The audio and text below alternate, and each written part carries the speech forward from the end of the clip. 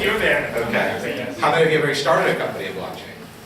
Okay, how many of you are looking at blockchain for kind of internal projects within your current employer? Okay, and how many of you are just curious about blockchain in general? All right. How many of you are bullish on blockchain so far? Yeah. Okay, how many of you are bearish on blockchain? All right. So I'm going to just share a little bit of my personal journey. It's funny, the older I get, the more I realize how dumb I am. And so to me, I'm just going to share my personal journey. I'm not really going to take a position one way or another. I'll let you come to your own conclusions. But I'll just kind of start a little bit of my background. Yeah, I'll do the clicker thing here. There we go. It's bus.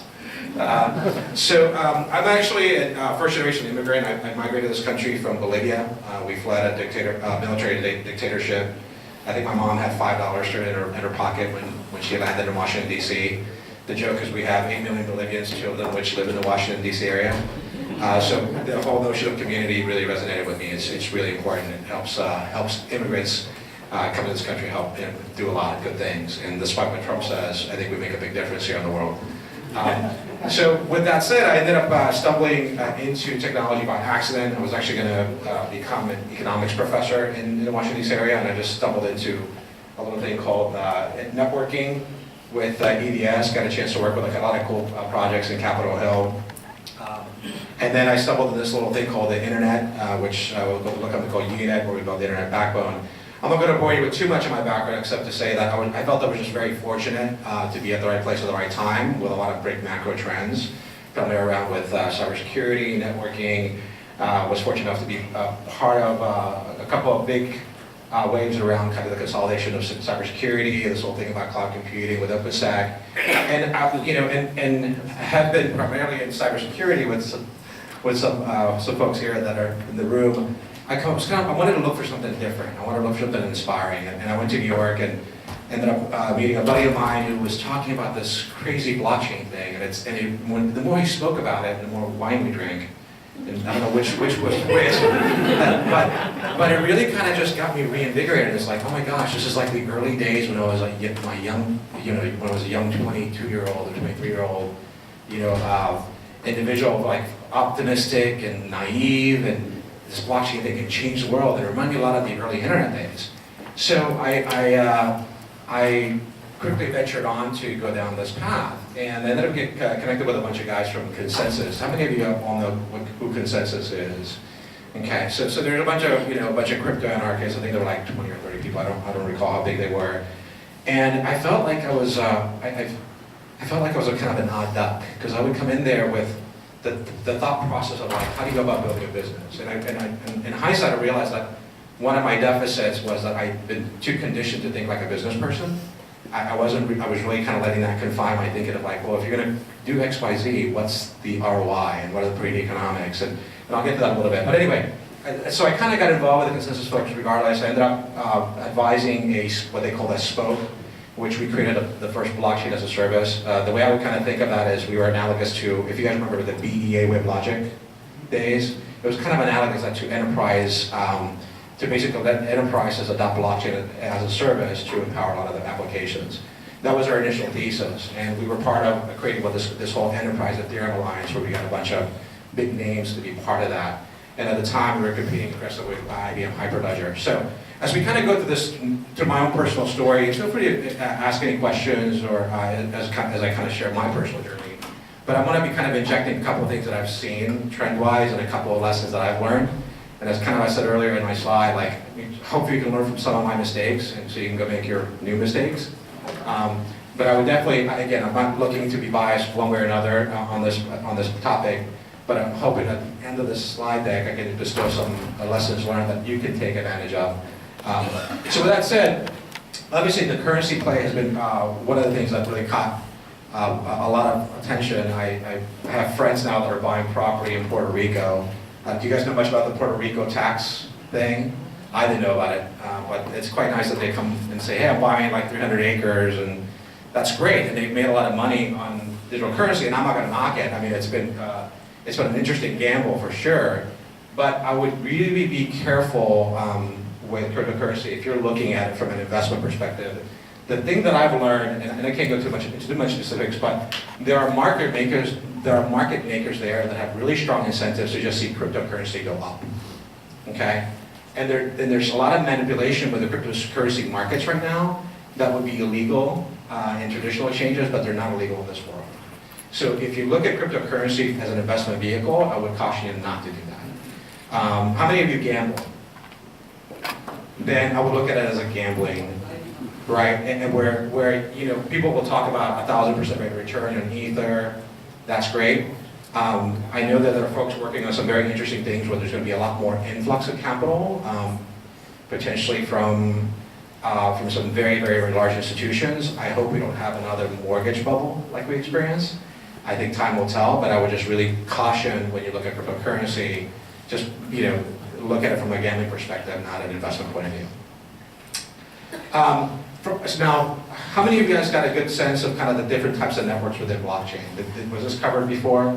Perfect. So I won't go too much into it except to say that this reminded me a lot. There was a lot of analogies drawn to like intranets. If you guys are old enough to remember that, intranets, extranets.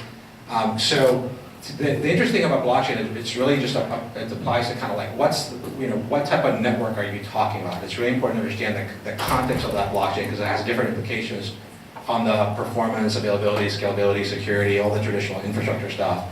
And the thing that I really learned from this is that once you're able to kind of establish the context of the kind of network, identifying the use case is really, really, really important.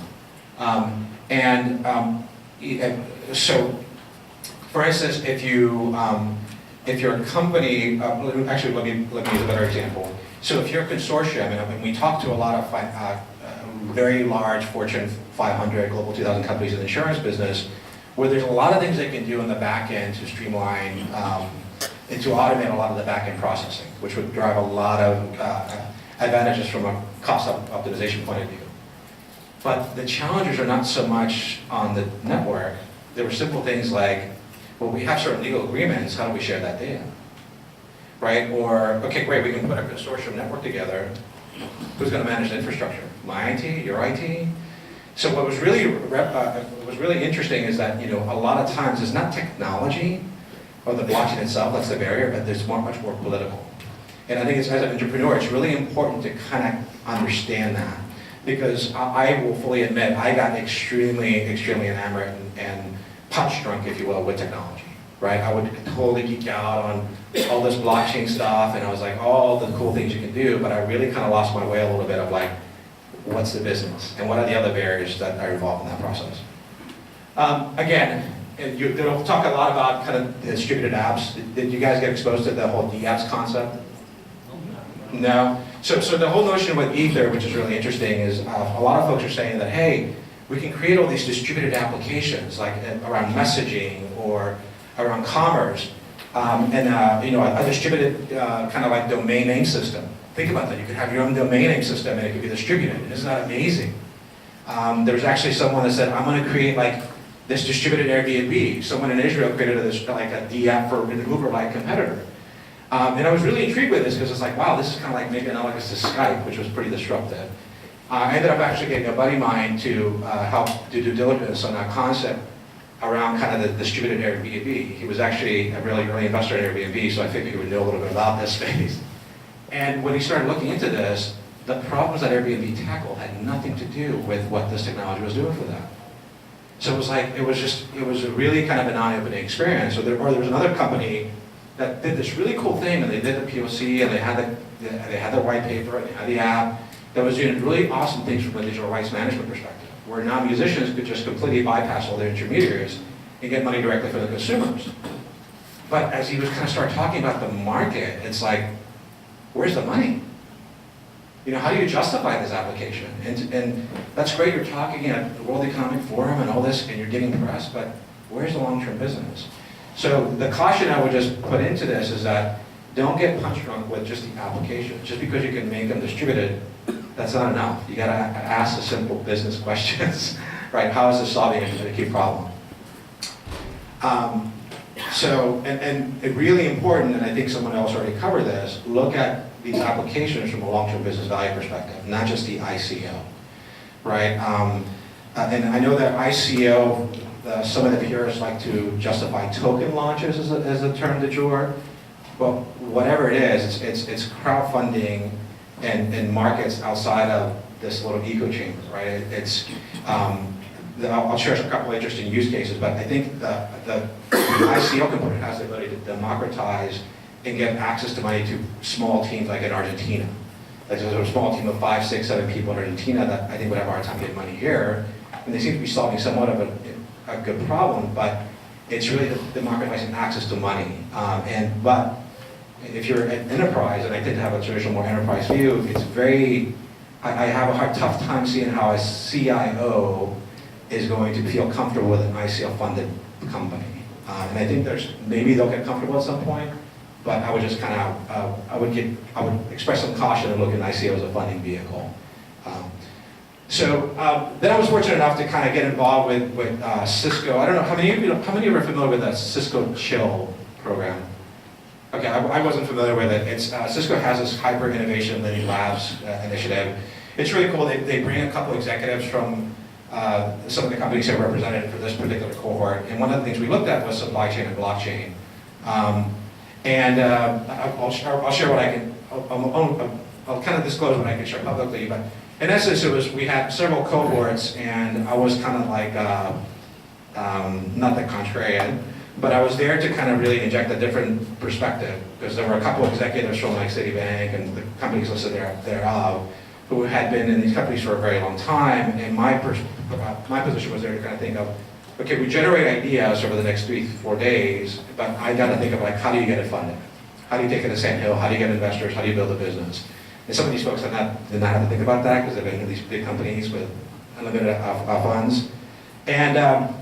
But through this process, I really got very, very humble, because it kind of forced me to step away from blockchain a little bit and look at, okay, how do you apply technology to these processes? And there were people there in this cohort that we would basically come up with a concept. We would sit in a room, we would come up with a thesis, and then we could have people prototype the hardware or the software, and then we would bring in customers.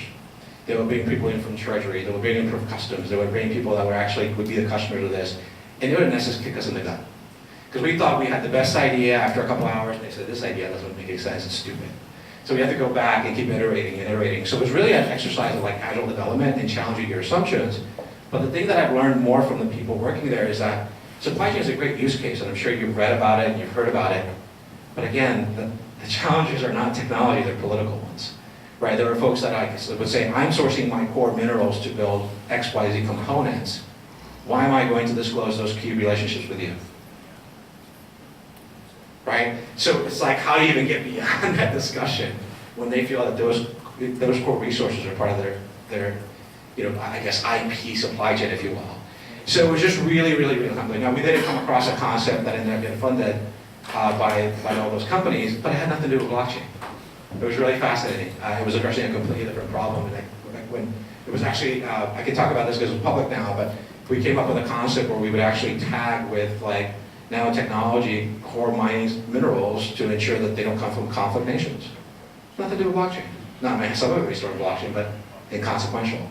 Right? And it wasn't from a VC funding perspective, it was more like to make certain suppliers ensure they're not getting conflict minerals. So, and again, we kind of came up with a whole notion of like, well, isn't this amazing that you could actually have a blockchain and you could have all these different parties and yada, yada, yada. Again, the realization here is that tools are easy to change. I mean, how many of you are developers here or coders? Okay, so I'm sure you guys could grab whatever language of choice and start hacking away and come up with an MVP. That's easy, but what's really difficult is to change culture and process. And certainly within the large enterprise customer base, and there is a inherent culture that is very, very challenging. And even if it comes from the top, there were situations where we would go in and talk about blockchain, and we would have the CIO and their technical folks, and then we'd have a different conversation with a line of business people, but they were not in sync. So blockchain or no blockchain, everyone was interested in learning about it, but just to get them in the same room would be yet another set of series of meetings. And so I would just kind of really urge you and caution you to make sure that you look at culture and process before you look at tech. Make sense? Yep. I'm perhaps stating a lot of stuff that's obvious, but it wasn't obvious as I was kind of going through this journey. I love this slide. There's a lot here. You can Google it. It's on my LinkedIn profile. I have to give credit to the World Economic Forum. But what I love what they did here is they looked at a particular situation of trade finance. And to me, this is an example of mapping out a process with all these different steps and saying, these are the acute pain points of all these steps. I'm not going to go into detail. It's just more of a reference. And I think the slide's going to be available after? Perfect. So you can just grab the slides if you want. But it just kind of mapped out the whole flow of all the different steps and how current systems and processes are done today. And what I love of what they did, and I can't spend, I think they spent probably a year or plus working on this, and it's a massive, massive report, because they looked at blockchain application to various use cases. But then what they did is they said, okay, here are the benefits associated once you implement blockchain. What I love with what they did here is they basically mapped out the process and the workflow pre-blockchain, post-blockchain, right? So they were kind of articulating not the features, but the benefits you get from leveraging such a technology side. So I thought that was really, really powerful, and there's been some similar work done in identity. I know there's been, I think, was there discussions earlier about identity? Not so much. I mean, there's a lot of cool stuff there. That the World Food Program's doing a bunch of stuff with blockchain on a POC, kind of tracking identity for refugees. There's a couple of financial services companies that are doing some POCs. I think some of them have been killed. But to me, this is a perfect example of how to think about problem statements. And my lesson learned from that, again, is focus on the current process and the pains, and identify the benefits a blockchain can uniquely provide. Does that make sense so far? Yep. All right, so you know, I've gone down this blockchain journey for quite some time. I was punch drunk for probably about a year and a half. I've kind of seen the error of my ways. And to me, what I've come to the conclusion is going to sound so simple when I say it, and it's something that I would profess to a lot of startups that I mentor, like the Stanford Incubator Program, but I didn't follow my own scripture, if you will. But to me, it's just simple. It's like, number one, just what is the problem?